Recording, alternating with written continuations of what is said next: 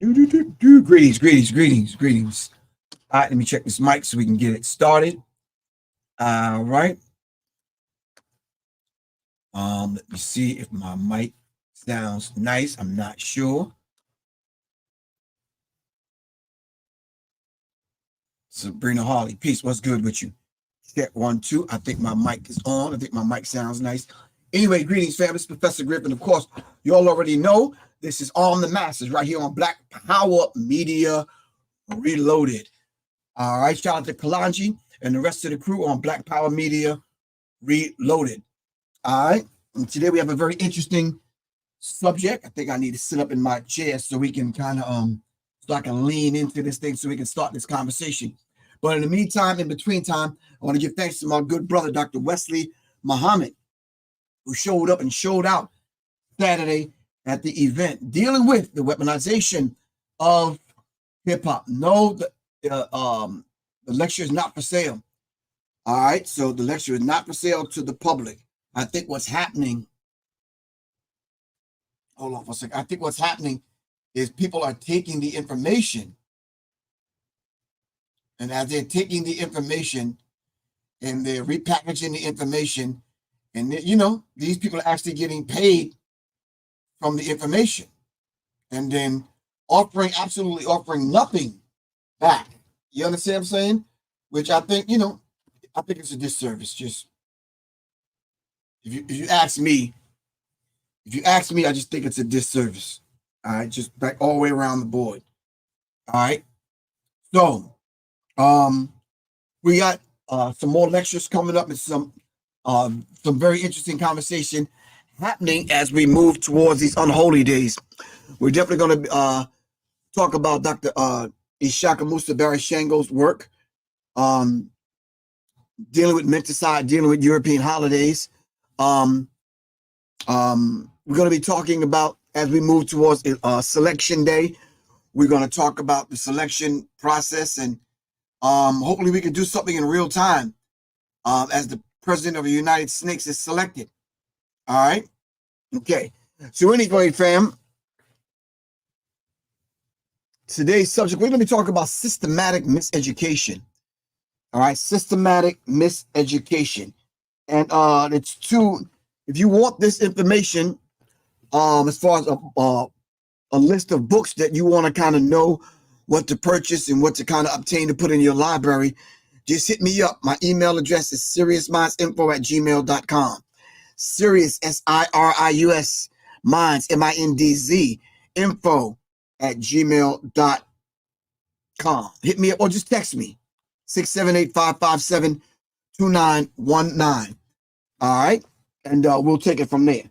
But I wanted to just talk about a few authors and a few books where I'm pulling the information from. All right, okay. And of course, the book list is in my book, A Warrior's Tapestry.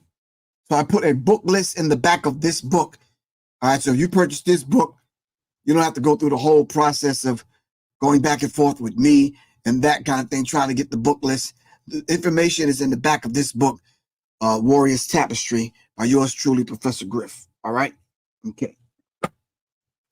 Our good sister, Dr. Frances Cress Welsing, who gave us the ISIS papers. All right. This is one of those books that's just, it's a staple. You have to have this book in your library if you're going to navigate racism, white supremacy, and this particular subject that we're talking about today, the whole idea of education. All right. And as you often know, and I've read this quite often, it says, as a Black behavioral scientist and practitioner in general child psychiatrist, my current function definition of racism, white supremacy is as follows. The local and global power systems structured and maintained by persons who classify themselves as white. Whether consciously or subconsciously determined, the system consists of patterns of perception, logic, symbol formation, thought, speech, action, and emotional response as conducted simultaneously in all areas of people activity. These areas are economics, education, which we're going to talk about today, entertainment, labor, law, politics, religion, sex, and war, for the ultimate purpose to prevent white genetic annihilation on the planet Earth, which the overwhelming majority of the people on the earth are black and brown people. Dr. Francis Cress Welsing, the ISIS Papers. That's a fundamental working definition of racism, white supremacy. All right. So as we dive into this particular subject in dealing with the idea of systematic miseducation. So when Dr. Carter G. Woodson talked about the miseducation of the Negro,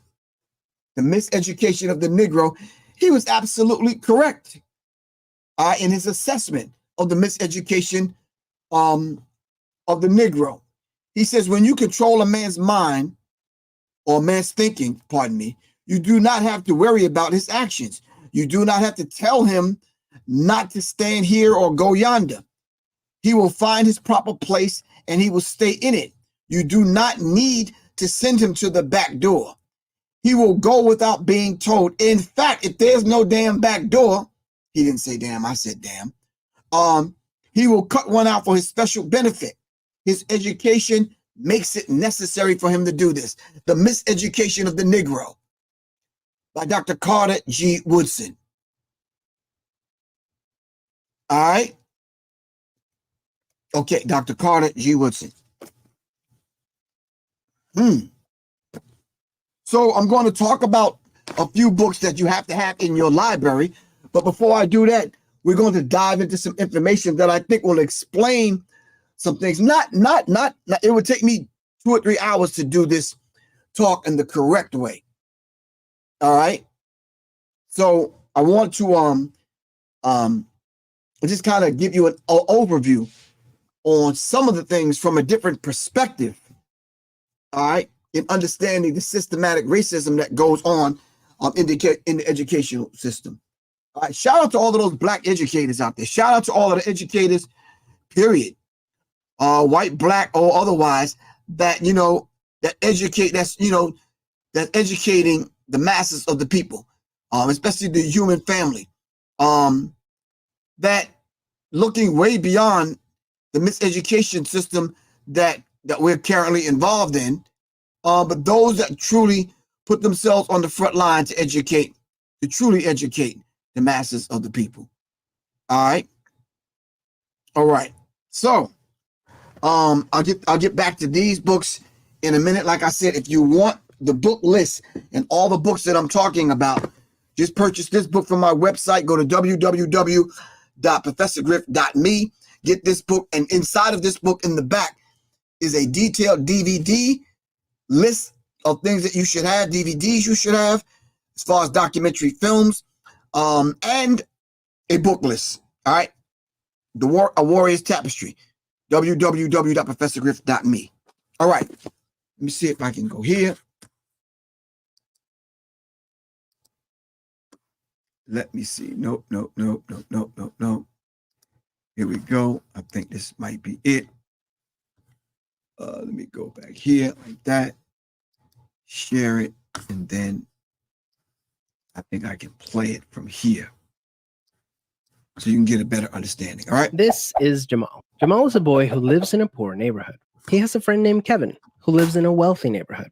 All of Jamal's neighbors are African American, and all of Kevin's neighbors are white. Because Jamal's school district is mostly funded by property taxes, his school is not very well funded. His classrooms are overcrowded, his teachers are underpaid, and he doesn't have access to high-quality tutors or extracurricular activities. Kevin's school district is also funded by property taxes, so his school is very well funded. His classrooms are never crowded, his teachers are very well paid, and he has access to high-quality tutors and lots of extracurricular activities. Kevin and Jamal live only a few streets away from each other. So how come they're growing up in such different worlds with such different opportunities for success? The answer has to do with America's history of systemic racism. To understand it better, let's look at what life was like for Kevin and Jamal's grandparents. Decades after the Civil War, many government agencies started to draw maps dividing cities into sections that were either desirable or undesirable for investment. This practice was called redlining, and it usually blocked off entire black neighborhoods from access to private and public investment. Banks and insurance companies used these maps for decades to deny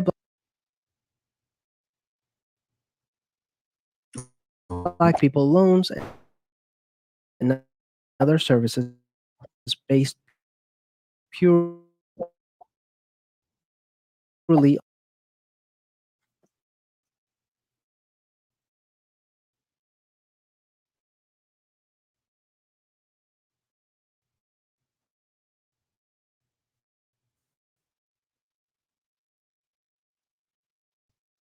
owning a home and getting a college education is the easiest way for an American. Grandparents wanted to buy a house. The banks refused because they lived in a neighborhood that was redlined. So Jamal's grandparents were not able to buy a home, and because colleges could prevent them from attending through legal segregation, their options for higher education were really scarce. Kevin's grandparents, on the other hand, got a low-interest loan to buy their first house and get accepted into a handful of top universities, which traditionally only accepted white students. This opened up a wealth of opportunities that they were able to pass on to their kids and grandkids.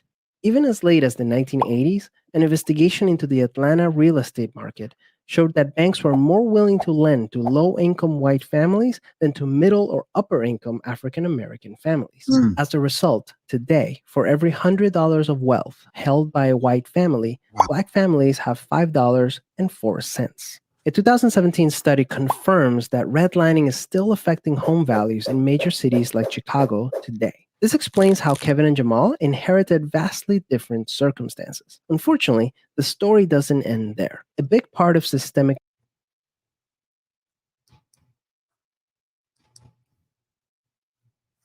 Hold on. I don't know what's happening.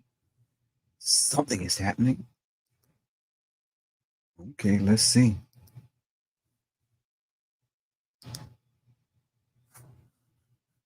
Where we at?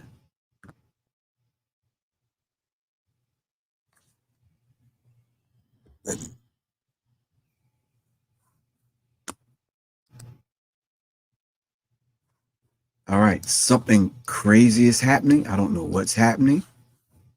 I lost my sound. Hold on. Let me see.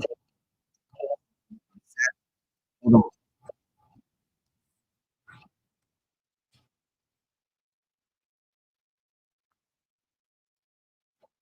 Right. neighborhood that was redlined.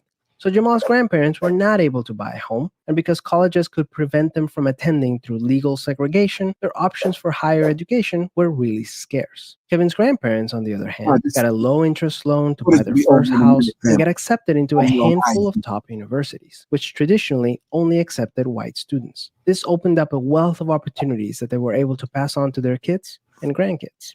Even as late as the 1980s, an investigation into the Atlanta real estate market showed that banks were more willing to lend to low-income white families than to middle or upper-income African-American families. All right. So he's talking about the idea of how you begin to build not only wealth, but generational wealth via the educational process. All right. Okay. All right. So hold on. With that said, let's look at it like this. Should we, and I think I'm gonna kind of stop sharing that, and I'm gonna get back to do the rest of that in a second. I'm gonna stop and get back and do the rest of that in a second.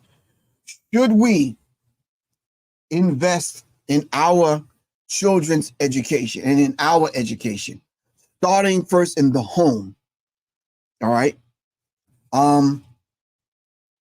I think that's been my whole kind of thing when I decided to become an educator.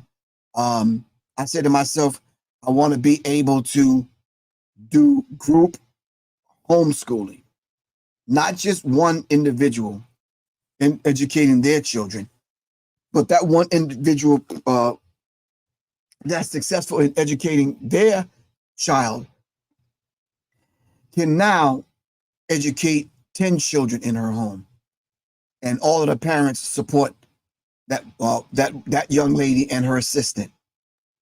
All right. So what I began to do is put some things in place to give tools to those educators, those homeschoolers, and that kind of thing. So I think that it's a very so as I kind of continue my plight with developing things, whether it's my new book, it's not a shameless plug.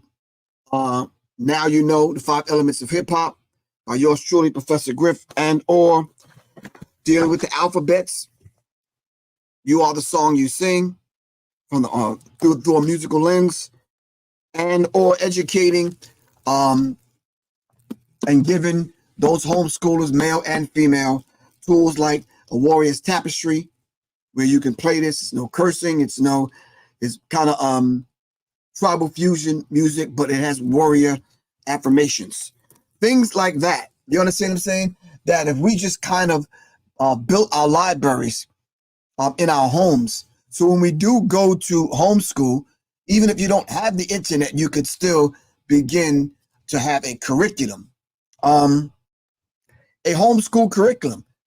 It would have been beautiful for certain individuals, and I'm not mentioning any names, to get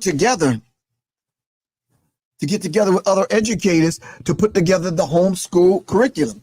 And whoever wanted to order it will send you the packet out. I send you the packet out, and then you could use it to educate your child, and all the information will be in there for the entire year, depending upon what grade level you're talking about. So that's why I put together this book, so you can bring your child through a rites of passage, and all the information is in there. All right. Peace, Brother Sean. What's happening? All right. So now, if you are beginning to educate your child, regardless of what age they are, right? You have to have, let me see, what's one of them foundational pieces you have to have? Let me see. All right, I think I can start right here. Now, there's 100 books inside of the book list that I have.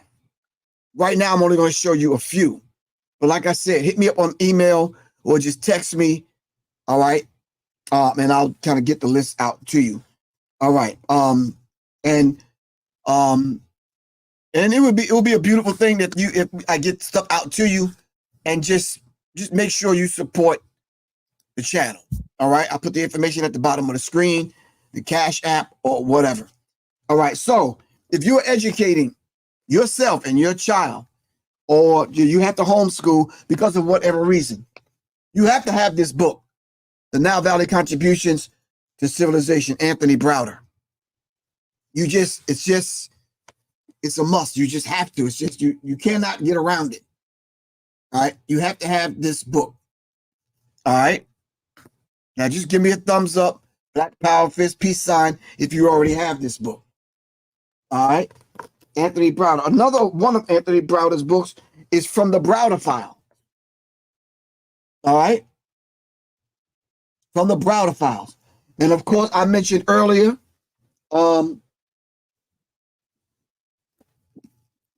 this is probably a little bit deep for students, but I don't think so. But you as an instructor, all right, you as an instructor should teach from this book, especially dealing with the 9 areas of people activity. Dr. Francis Cress Welsing's book, The ISIS Papers. All right. And of course, The Miseducation of the Negro. This is for the teacher now. So the teacher will have a set of books to operate from, and then there's a certain amount of books that you would want your students to read, depending upon what grade level. All right. Okay. You have to get this book, Blacked Out Through Whitewash, on how our history was just whitewashed. All right. And I say that because not only did I know Dr. Suzar, brilliant sister, do you understand what I'm saying? The information is absolutely correct in this particular book. You have to get this book. If you start talking about ancient Kemet, you start talking about Africa, you started talking about the educational system here in America, you talk about signs, you talk about symbols, you're talking about just a myriad of things. You're talking, hold on.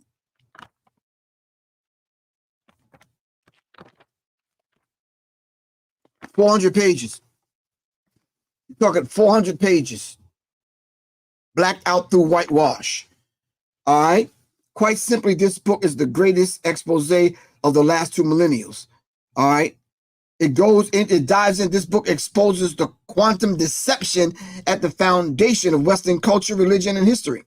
It exposes the greatest cover-ups in history, along with the massive mind control and deception perpetrated in the name of the Lord. This book also recovers lost and suppressed melanated truths, vital truths promoting the healing, upliftment, liberation, kinship, and empowerment of all humanity. It talks about what is the cosmic principles causing nappy hair to be nappy. All right. It talks about Black people really are the pioneers of civilization. It talks about what Africans sparked the European Renaissance. It talks about why Christ's life almost identical to 4 other crucified saviors. It just goes into a myriad of subjects. All right. Blacked out through whitewash, Dr. Suzar. If you're homeschooling, you have to have that book. All right. Next to this book, if you're homeschooling, Now Valley Contributions. There's a brother that I'm about to talk about right now that rarely he's mentioned. This gentleman is rarely mentioned, but I have 4 or 5 of his books, and you have to read this. You have to read his work. All right. Of course, mine is all chopped up and tore up and bent up and yeah, whatever. But this is Africa's Gift to America, J.A. Rogers. Africa's Gift to America, which we can delve into the theft of African consciousness. All right, the theft of African consciousness, and I need. Someone said, Kerry Haywood said, I need your book list. My book list is in the back of this book, A Warrior's Tapestry. Go to my website right now and order this book. www.professorgriff.me. The DVD list and the book list is in the back of this book. All right. Hold on. Don't go nowhere.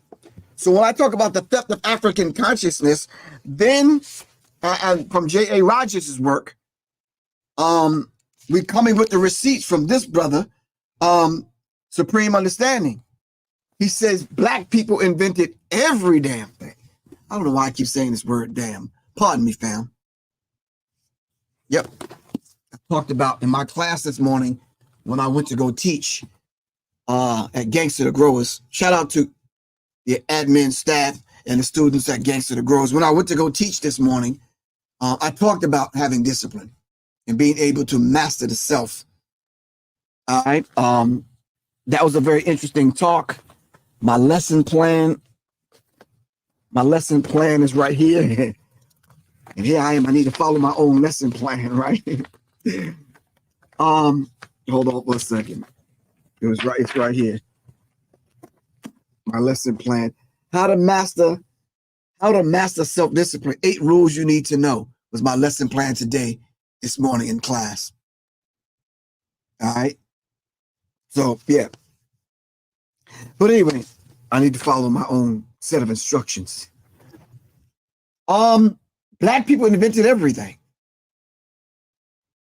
Black people invented everything. Did I say everything or anything? All right.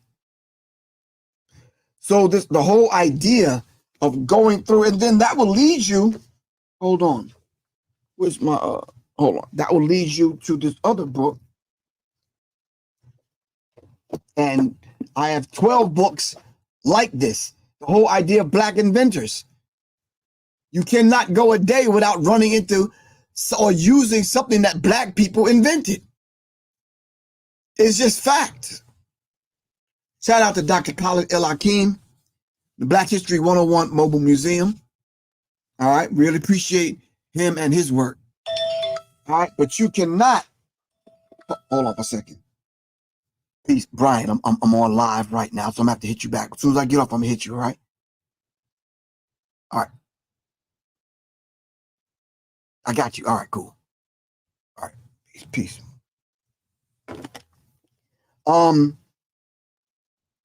Black inventors. Black people invented everything.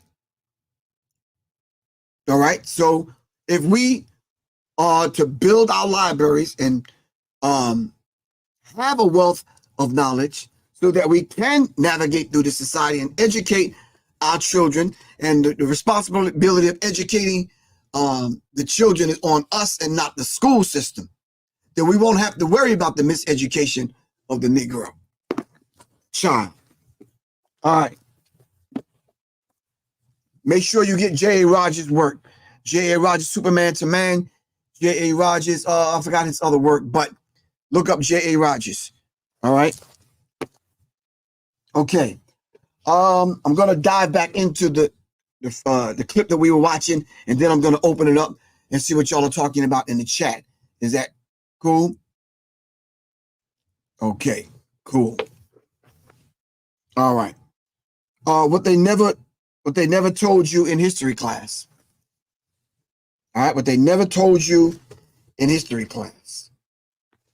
You know, when you start talking about, check out the Diop, Ivan Van Sertima, Dr. Leonard and Rosalind Jeffries and Leonard Jeffries, Professor Smalls, John Henry Clark, Dr. Ben. I mean, I could go on and on. Ishakabusa Barashango.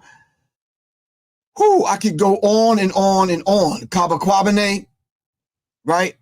We have a wealth of elders and scholars that have been passing this information. Dr. Reverend Phil Valentine, all right, Sister Nalani. I mean, I could go on and on.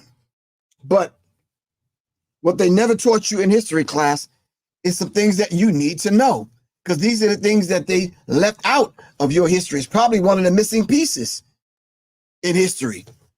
One of the missing pieces. I decided to be an educator and educate myself, all right, and I formulated an alternative curriculum, an alternative Black curriculum.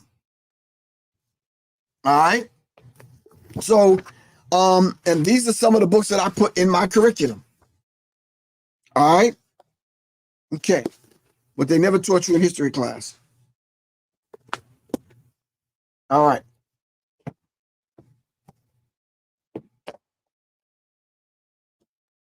If you're an educator, and like I said, if you're an educator, then you are pulling from books like this as the teacher.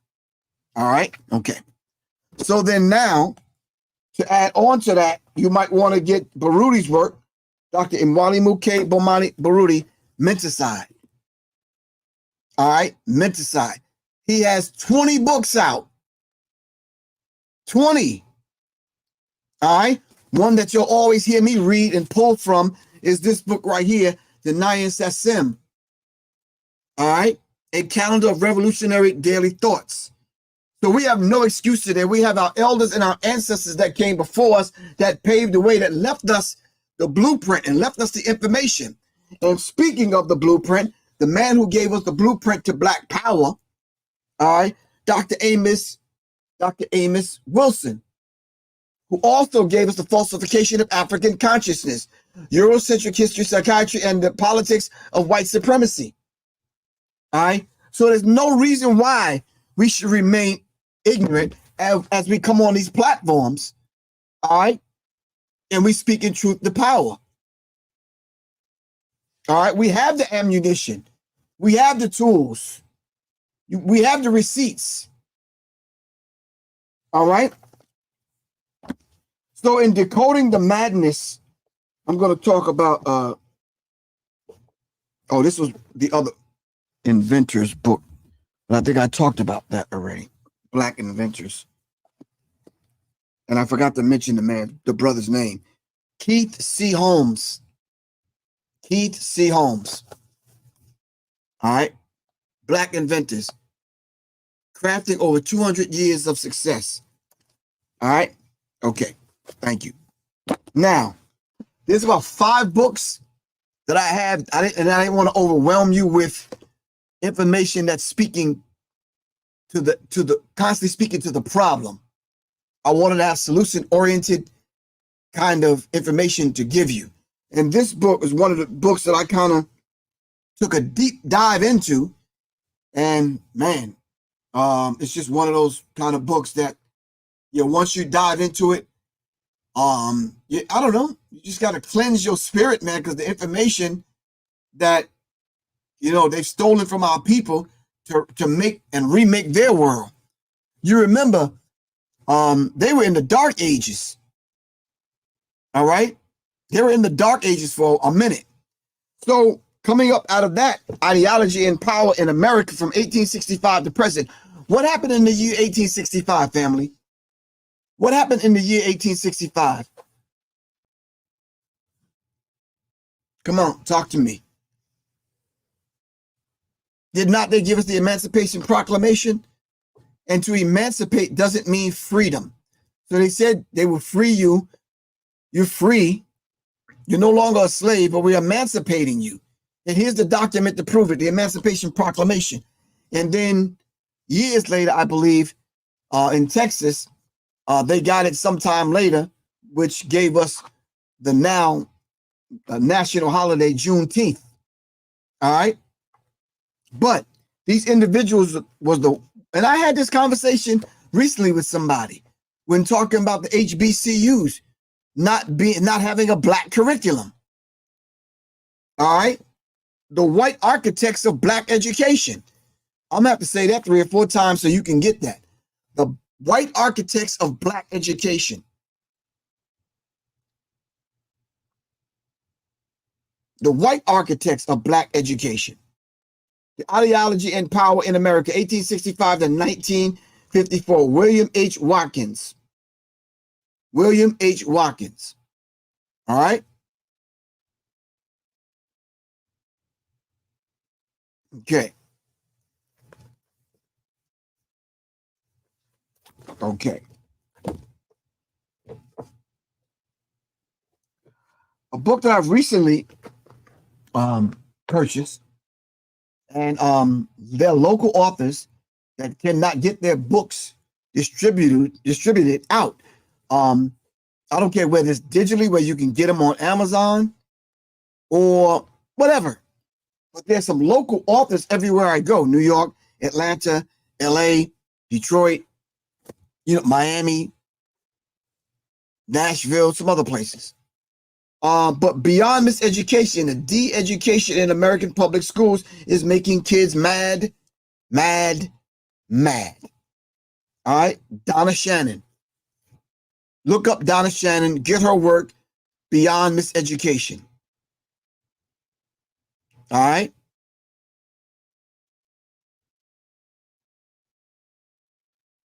Okay.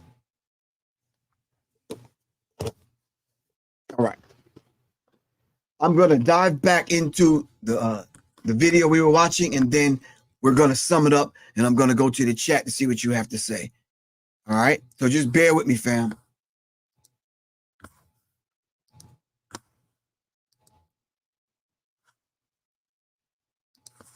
As a result, today, for every $100 of wealth held by a white family, black families have $5.04. A 2017 study confirms that redlining is still affecting home values in major cities like Chicago today.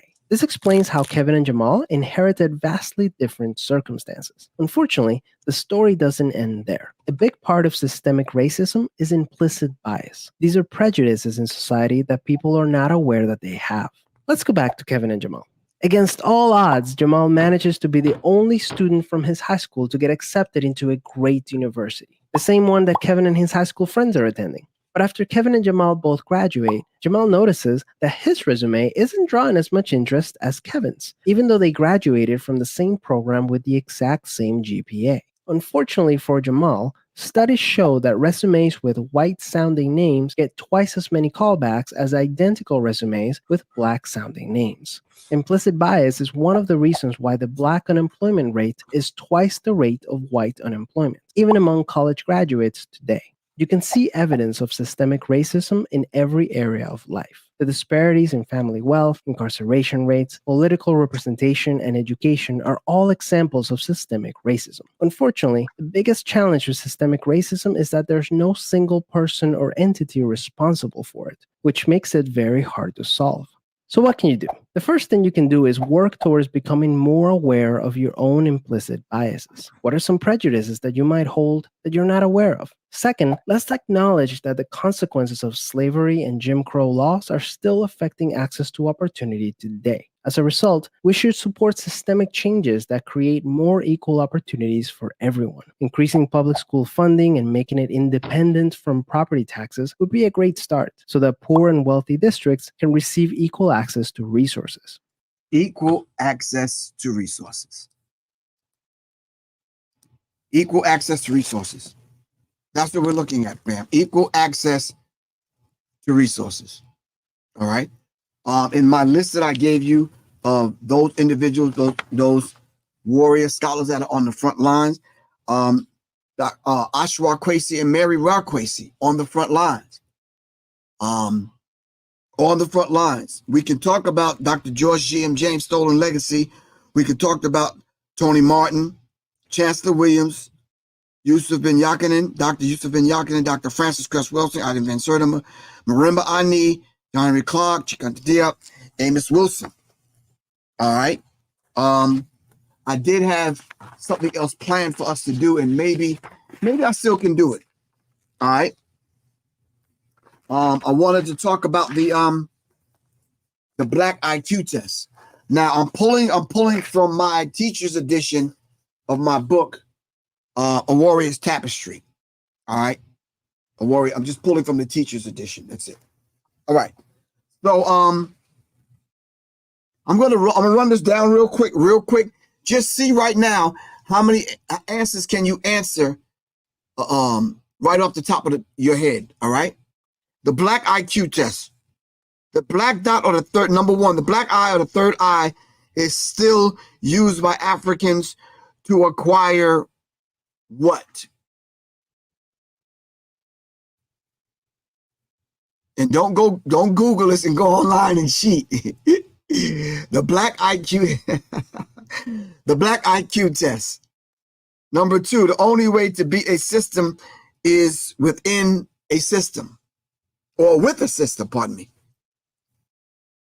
3, Christ consciousness means raising oneself to the higher level of spiritual awareness. 4, Sankofa means what? What does Sankofa mean? This is the Black IQ test I'm giving everyone. Are we able to pass it without Googling this information? All right, what is Sankofa? I don't see no answers coming up on the screen. Come on, fam. What is Sankofa?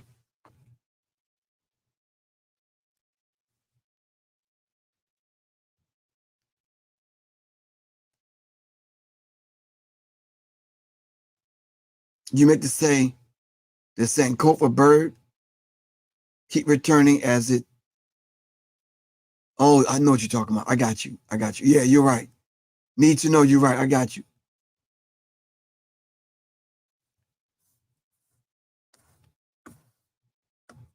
To go back and get it. To go back and fetch a Sankofa, looking back to go forward. Thank you. Going back to fetch it. Thank you very much, fam. Thank you. Now I can move on. In the system of global white supremacy, no person of color can integrate any situation without white people's permission. This is the Black IQ test. I don't have time to run it all down. All right. But you can Google the Black IQ test right now.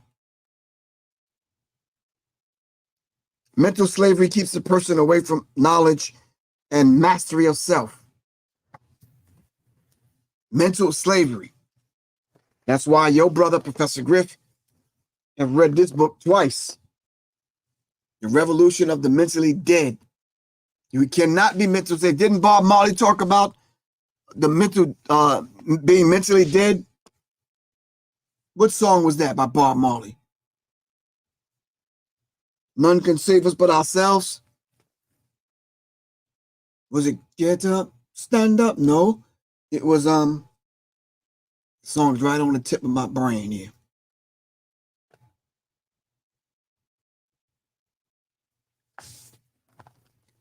Darren Osborne gave us the Revolution of the Mentally Dead. All right, Redemption Song. Ah, I should know that. Redemption Song. Thank you. Redemption Song. All right. Okay. Which group of Africans managed to civilize Europe? Y'all should know that. Everybody should be lighting up the screen with that answer. What group of Africans managed to civilize Europeans? Come on. Y'all should be lighting the screen up.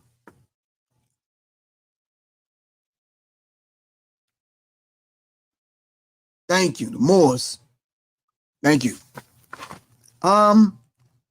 Which organ produces the hormone melatonin in abundance?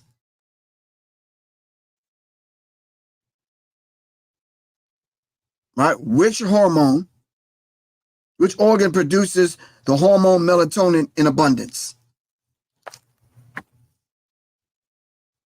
You said the pituitary gland, the pineal gland. Come on, which one?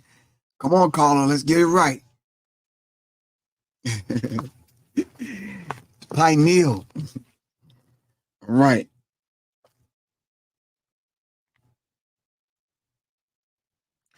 What is the main reason blacks are beaten and whipped during the colonization and slavery?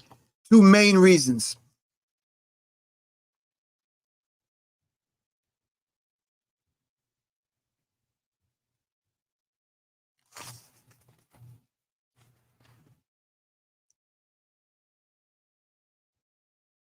Okay.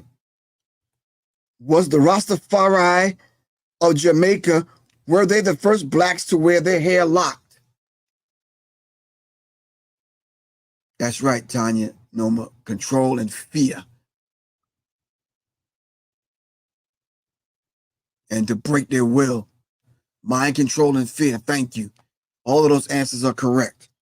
Was the Rastafari of Jamaica, were they the first blacks to lock their hair?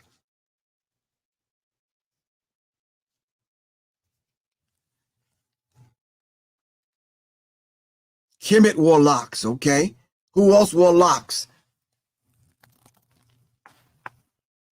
What other tribes in Africa? Whatever. John, you said no. Thank you.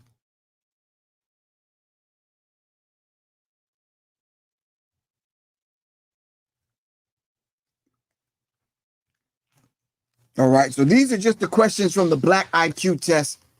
All right, the Black IQ test that's in my book, A Warrior's Tapestry.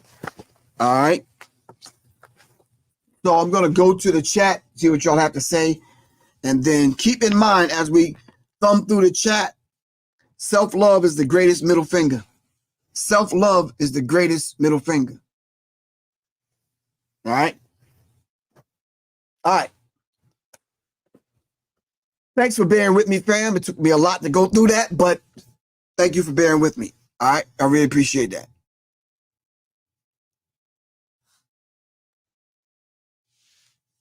Okay.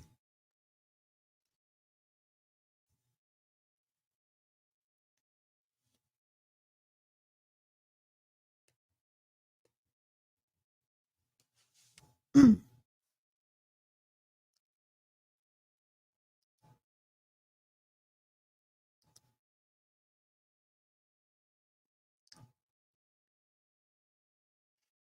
Mm. All right. What are y'all talking about in the chat? Talk to me.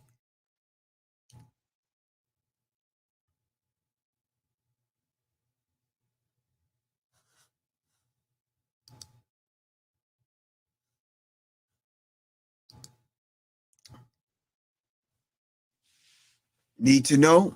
Here you go.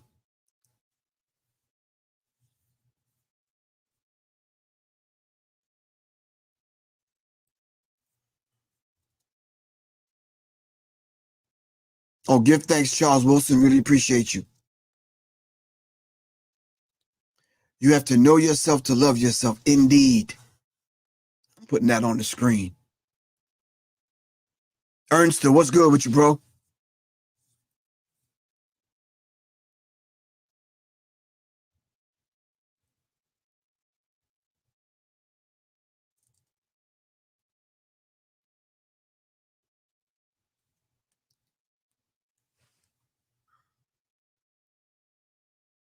I recently read about how the United States government is giving billions to white private militia.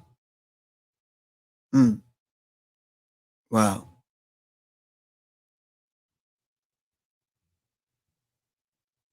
Okay. All right. Any comments over here on IG? So why afraid of funding groups like New Black Panther movement? So why are afraid? I don't. Big Nig Tech. You got to rewrite that. I'm not sure what you mean.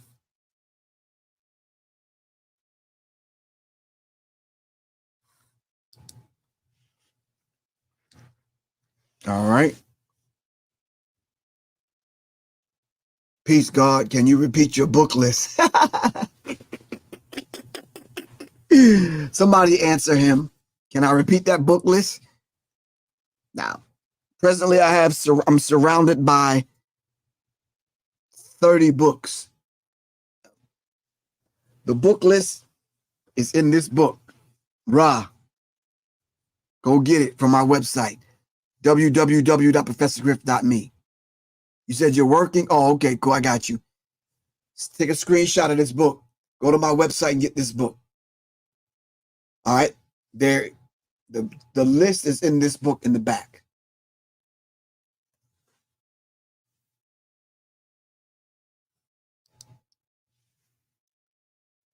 Sylvia Standback said, should black people vote? And if yes, why? I think that's up to the individual where you are. It depends on where you are in your consciousness. Just to let you know, I'm not lending these people my energy. I know and understand both parties. And I understand the other two parties, the Green Party and the People's Party.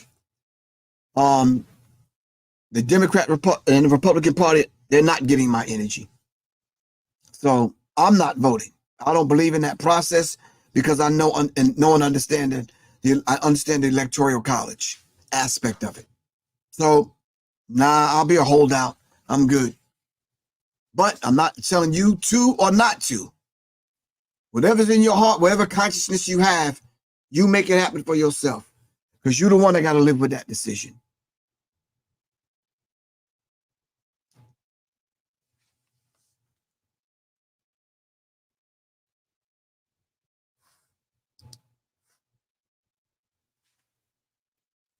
All right?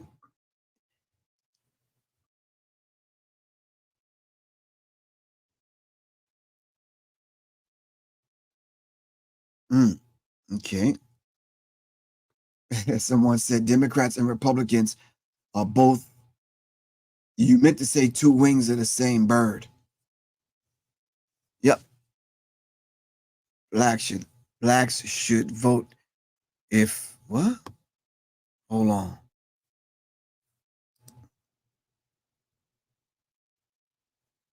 Blacks should vote if they are black agendas and black tangibles for black only. Okay, William, I hear you, bro. Yeah, okay. Ernest Grant said that book is always on me at work. Notice he said always on him, and it's not out. He's trying to keep his job. You understand? Ain't nothing wrong with that. That's military strategy. No one need to know. His pants are big enough where he can put it in his back pocket. He got some hammer pants he wear at work, so I don't know shit. Go hammer, go hammer.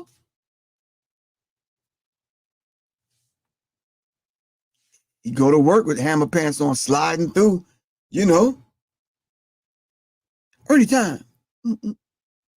What do he do? I'm just saying.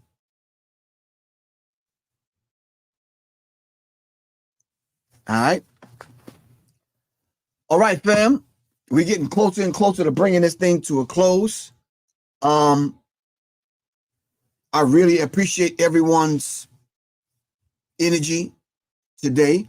I managed to get through it after coming from teaching this morning, and I'm about to pack up my stuff because I have a couple of clients. I got to meet them on the gun range, the gun range, and We got to put that work in. Something that you should be doing. Training. All right? Something that you should be doing. If you know anyone in Atlanta that wants to train, tell them to hit me up. My phone number is 678-557-2919. For the winter months, I'm going to be teaching small group classes of self-defense. All right? We're going to be talking about weapons that, self-defense weapons that women can keep in their purse, brothers can keep in their pocket, and basic self-defense, how to get out of a choke, how to do a block, how to punch, how to do a takedown, wrist locks, basic stuff. If anyone would like some personalized instruction, I'm talking about groups now. All right, so I'm not going to some chick's house by herself in her garage or basement and it's just me and her and we're going over self-defense techniques. That's just not going to happen. No. Small groups. Now, I'll come, sister, if you deal with your boyfriend or your husband or your dad or your brother or your uncle or even your sister. We good. All right. Small group classes, 2 or more people. All right. Okay.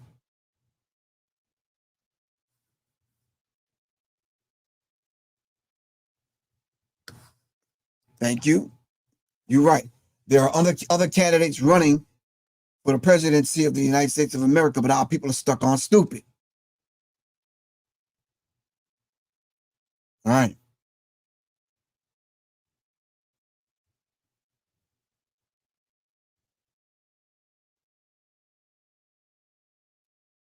Okay. All right, fam.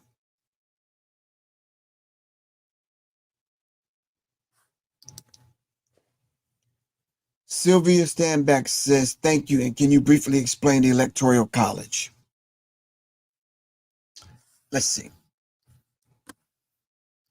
I was going to do something else on voting. Hold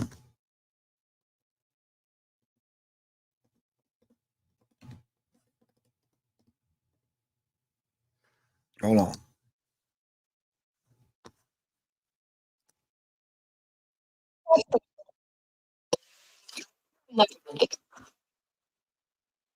Hold on, fam. I got you. We can end with this. I don't know how much time I have left, but we can end with this.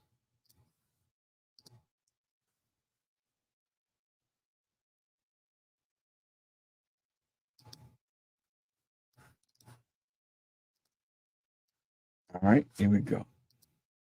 Hillary Clinton's nationally, Joe Biden is currently ahead. But these national polls don't actually tell you who's going to win. Throw the national polls out the window. They don't matter at all. What matters are those swing states. Yes, the swing states. Most democracies around the world elect their head of state with a popular vote, so whoever gets the most votes wins. But in America, we do it a little differently. The US is the only country that picks its president using something called the Electoral College. It's made up of delegates from each US state. When Americans vote for president, what they're actually voting for is who their state will vote for. This is why, every so often, someone wins the presidency without winning the popular vote. That's happened twice in just the past 20 years. The majority of Americans do not like the system, and haven't for a long time. Both political parties have made attempts to get rid of it. So why does the US still use the Electoral College? And who actually benefits from it? The Electoral College is based on how people are represented in Congress, where each state has a number of representatives based on its population, and every state also gets 2 senators. So, for example, let's look at Texas, which has a huge population, and Vermont, which has a really small one. Texas has 36 representatives in Congress. Vermont only gets 1. Representatives in both states each represent roughly the same number of people. In the Electoral College, a state gets the same number of delegates as their congressional representatives, plus 2 for each senator.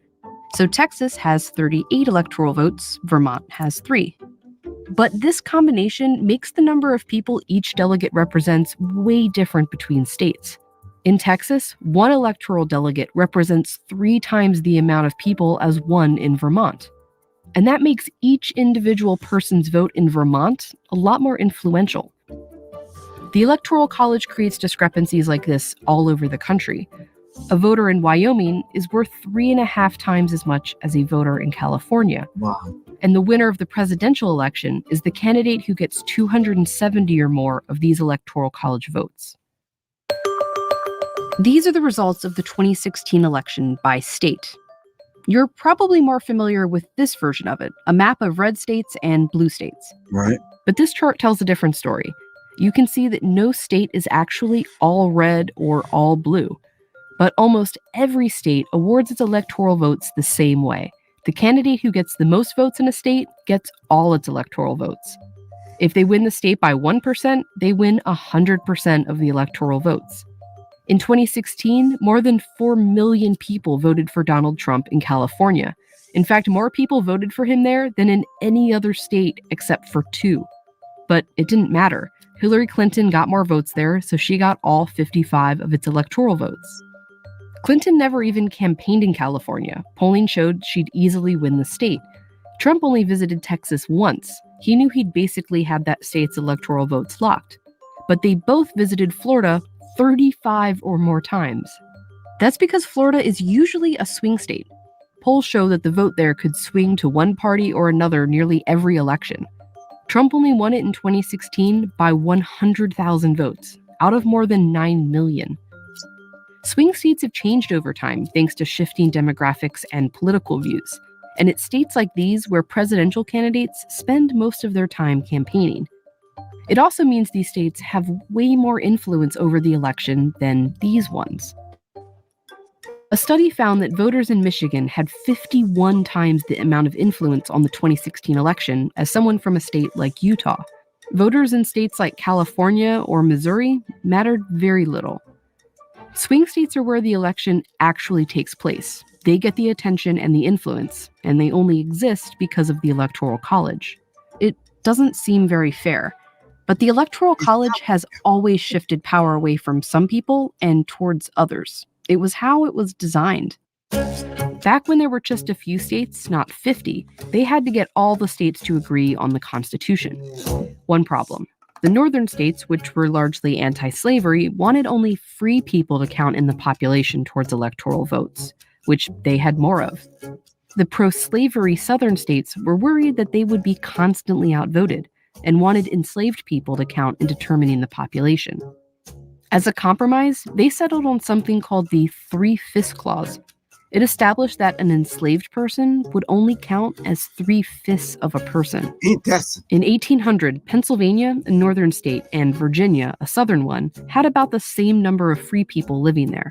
But Virginia was also home to hundreds of thousands of enslaved people who had no freedom, let alone a vote, and ended up with more votes in the Electoral College than Pennsylvania. That year, those extra electoral votes gave the candidate from Virginia just enough to win.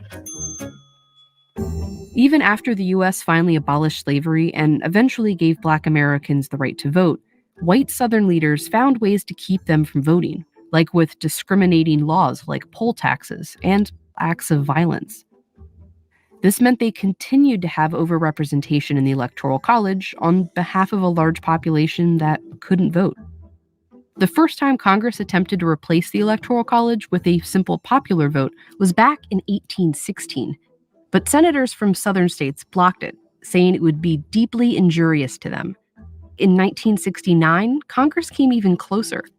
Replacing the Electoral College had support in both parties and even passed the House, but it was blocked again by southern senators. A senator from Alabama wrote, "The Electoral College is one of the South's few remaining political safeguards. Let's keep it. Why change a system that historically had and still was benefiting white Southerners?" That's that in a nutshell. That's your Electoral College. That's who chooses the president, not you. You do not elect the president of the United States. I don't care how much fanfare, how many placards, I don't care how much yelling, screaming, political, whatever. You do not elect the president of the United States. You do not. We have to get educated about this. Today's subject was the systematic miseducation. You've been miseducated about the voting process. You do not elect the president of the United States. That's my last word, fam. This is Professor Griff. I love you all to life. I got to get out of here. All right. Peace. Peace.